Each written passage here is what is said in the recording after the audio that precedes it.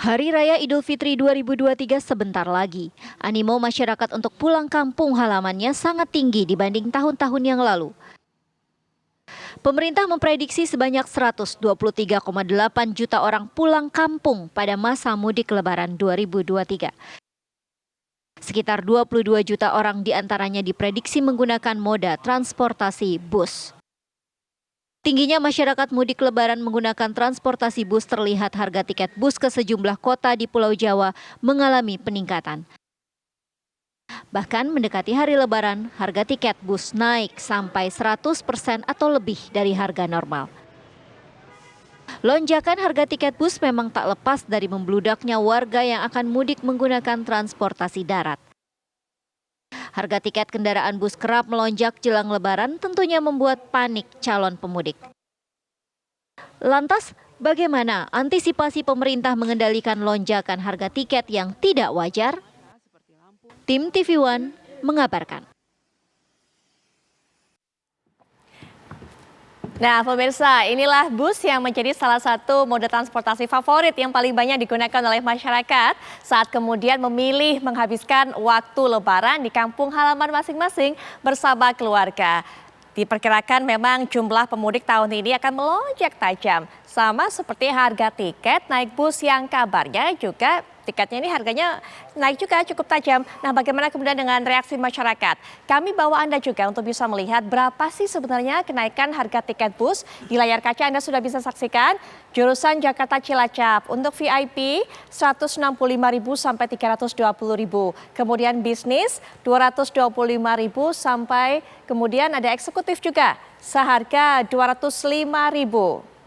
Kemudian kita lihat lagi, ini adalah jurusan Jakarta Cilacap. Jadi kalau Anda mungkin ingin naik bus, pulang kampung ke Cilacap, itu adalah harga-harga yang Anda harus siapkan. Kemudian Jakarta Yogyakarta, berapa uang yang harus Anda keluarkan untuk bisa membeli tiket? Yang VIP, kalau Anda mau naik yang kelas VIP 250.000 sampai 475.000, eksekutif 224.000 sampai 550.000. Double decker, itu artinya yang bis tingkat 280.000 sampai 505.000, dan untuk suite class itu ada 420.000 sampai 624.000. Berbeda kelasnya, berbeda juga tentunya fasilitas kenyamanan yang diberikan kepada para penumpang. Kemudian Jakarta Surabaya, patas AC non toilet 425.000, eksekutif 520.000 sampai 710.000. Royal class juga ada 630.000. Banyaknya kelas ini memang membuat banyak sekali pilihan Anda mau naik yang kelas apa sesuai dengan kemampuan dana yang sudah Anda siapkan. Jakarta Medan Anda juga bisa lihat sendiri, AC toilet, AC ekonomi, eksekutif sampai kemudian patas VIP. Tertingginya adalah 1,3 juta rupiah.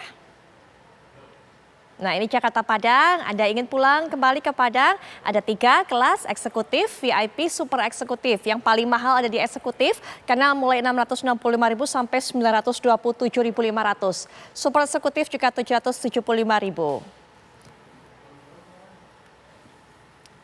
Baik, pemirsa, kalau Anda sudah melihat kisaran harga tadi yang harus Anda persiapkan untuk bisa melakukan ritual biasanya, yaitu tradisi pulang kampung ataupun juga mudik ke berbagai daerah. Tadi yang kami sampaikan hanya memang beberapa kota tujuan. Mungkin ini bisa menjadi pilihan Anda untuk bisa berbicara lebih lanjut mengetahui sebenarnya berapa persentase kenaikan dari harga tiket pada Lebaran kali ini dan juga apa yang menjadi penyebabnya. Termasuk juga upaya pengendalian dari pihak pemerintah untuk bisa mengendalikan harga atau kenaikan harga tiket ini. Di samping saya sudah hadir Mas Kurnia Lesani Adnan, beliau merupakan Ketua DPP Organisasi Angkutan Darat atau Organda. Assalamualaikum warahmatullahi wabarakatuh. Mas Sani. Selamat malam Mas Sani. Selamat malam. Baik, semakin sibuk pastinya ya, menjelang Lebaran ini. Biasanya ya kan? Sebagai pelayan masyarakat. Oke, selain Mas Sani juga nanti kita akan bergabung juga dengan kita yaitu Pak Tulus Abadi selaku Ketua Harian YLKI. Assalamualaikum warahmatullahi wabarakatuh. Selamat malam Pak Tulus. Baik, sepertinya masih berupaya untuk dihubungi Pak Tulus Abadi, tapi nanti Pak Tulus dan juga Pak Trubus sebagai salah satu pengamat juga akan memberikan pandangannya mengenai hal ini. Tapi Mas Sandi, kita ingin tahu, masyarakat ingin tahu kenapa sih harga tiket bus itu kalau setiap Lebaran kok naik? Ini buat siapa kenaikannya? Apa yang bikin naik? Ya, ini Jangan-jangan buat THR juga, buat TO-nya. betul. Tadi kita bahas soal itu Nah, itu. sebelumnya. Oh, iya. Nah, Jadi gini Mbak Putri dan penonton pemirsa TV One. Kami pelayan masyarakat di transportasi angkutan orang ini itu dari pemerintah itu kan diberikan guideline, yaitu kelas ekonomi dan non ekonomi. Kalau yang kelas ekonomi itu memang tarifnya diatur oleh pemerintah dan diawasi oleh pemerintah. ya. Kalau yang non ekonomi itu tarifnya dilepaskan ke pasar, namun ada panduan rupiah per kilometer. Oke. Sama ini dengan ekonomi. Nah, dari situ non ekonomi ini kan bermacam-macam pelayanan. Kita bersaing dari sisi servis, ya kan seperti Bapak tahu juga kan sebagai pengamat penumpang gitu kan. Nah, pada saat Lebaran ini yang harus disepakati dan dipahami, contoh Jakarta ya Putri ya, dari Jakarta kalau istilah kami dari barat, bus ini ke timur isi penuh. Oke. Namun dengan kebutuhan lonjakan ini, bus ini harus kembali lagi ke Jakarta Ya. dengan kondisi kosong. Ya, biaya operasionalnya semua, biaya langsung itu terus itu semua yang harus kita akomodir. Itu biaya langsung untuk operasional. Kedua, kita semua sama-sama tahu kewajiban kita sebagai katakanlah pelaku usaha, sebagai bapak lah di rumah tangga. Saat Lebaran ini kan kita ada punya kewajiban THR. Ya, ya. Dan besarannya juga jelas dengan UMP dan segala macam. Nah, belum lagi yang ya kalau saya tidak salah dengar tadi sebelum segmen saya ini kan ada yang lagi viral tuh. Betul. Proposal. Betul, termasuk proposal ke PO. Ilo ya itu dari mana saja datang. Nah, jadi direct and indirect cost kita naik Putri. Oke. Nah, ditambah lagi kalau sudah ada kemacetan segala macam, itu kita sudah nggak karuan ngitung bicara biaya operasional. Nah, dari situ tentu kan ini kan harus diakomodir. Namun, pijakan kami adalah kalau zaman dulu mungkin Bapak bisa tambahkan, Pak. Ya. Zaman dulu tuh di pemerintah tuh ada istilahnya tuslah. Tuslah, ya dulu tuslah, naikkan tuslah. Jadi ya. memang ada kebijakan dari pemerintah Iya. untuk kita mengecas biaya lebih untuk menutupi biaya kita yang naik ini. Nah, jadi setelah saya lupa tahun berapa itu non ekonomi dilepas ke pasar, kita dikasih bottom dari bottom price dan harga tertingginya. Nah, ini juga perlu diketahui masyarakat. Tadi kan dilihat tuh di list. Ya, betul. Jakarta contoh tadi Jakarta Cilacap 165.000 pada saat biasa naik jadi 300 something. Kalau kita lihat angkanya kesannya 100% kan. Ini perlu diketahui oleh masyarakat. 165.000 kalau kita breakdown pada saat musim biasa ya, angka itu masih di bawah batas bawah sebenarnya.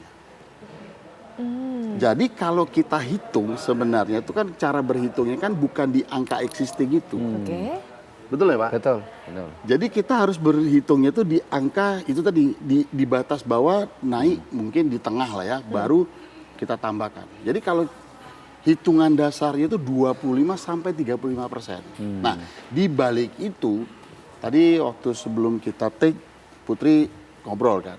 Ada yang sleeper, ada yang satu-satu, ada yang suite kombi dan segala macam. Nah, ini kan cara kami untuk hadir untuk bisa melayani masyarakat dan itu cost investasi. Nah, ditambah lagi kita berlomba-lomba dengan adu servis. Selimutnya ada yang tipis, ada yang sedang, ada yang tebal, ada yang bed cover. Ya kan? Terus snacknya ada kalau istilah kami itu snack cor. Terus nggak Pak? Iya, terus. Jadi sak kemengmu, mau ngunyah, mau minum kopi, mau bikin teh, itu fasilitas kan kos. Oke. Nah, jadi dari situlah yang kita akomodir.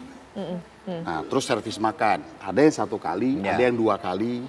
1 kali itu ada yang 1 kali dengan meja panjang, ya pokoknya mungkin makan dengan kuahnya aja yang banyak sama kacang apa? Buncis dan wortelnya. Baik. Tapi ada yang bisa reserve.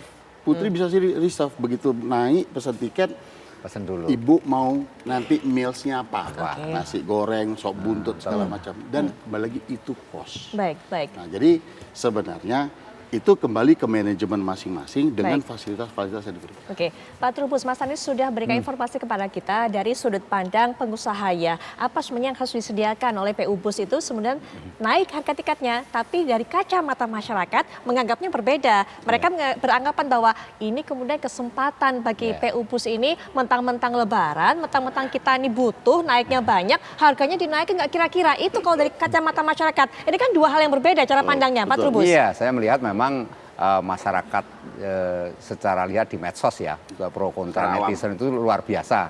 Artinya melihat bahwa seolah-olah PU Bus itu nutruk, orang Jawa itu nutruk.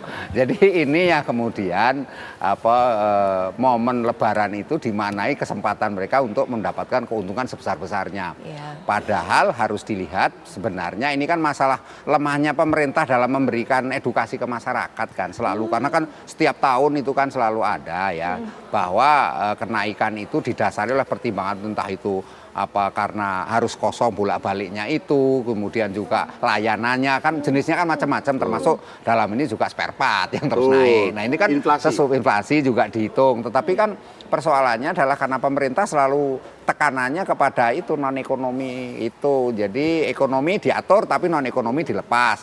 Tetapi dalam hal ini pemerintah tidak pernah membuat kebijakan yang transparan. Kalau yang non-ekonomi itu harus seperti apa? Ya kan ekonomi harus bagaimana? Itu tidak pernah, yang ada lepas saja begitu. Mungkin sampai kita tahan sampai di situ Pak Trubus, karena memang pelan-pelan sedikit demi sedikit penjelasan dari Mas Anies juga membuka pandangan dari masyarakat. Tapi nanti kita akan perdalam lagi, kita akan minta pandangan dari Ketua YLKE, Pak Tulus Abadi juga sudah bergabung dengan kita dalam diskusi ini. Assalamualaikum warahmatullahi wabarakatuh. Selamat malam Pak Tulus Abadi. Ya, waalaikumsalam warahmatullahi wabarakatuh. Selamat malam. Baik, tapi nanti Pak Tulus. Selamat malam Pak Trubus. Iya. Nanti kita akan dengarkan bagaimana pandangan dari Pak Tulus mengenai hal ini, tapi tentunya setelah jeda kami segera kembali saat lagi.